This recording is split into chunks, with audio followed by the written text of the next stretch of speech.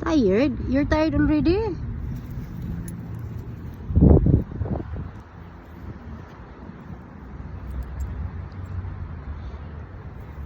Madali talaga siyang madali siyang mapagod sa weather din kasi.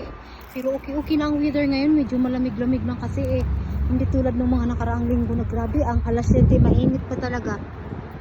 Mainit pa.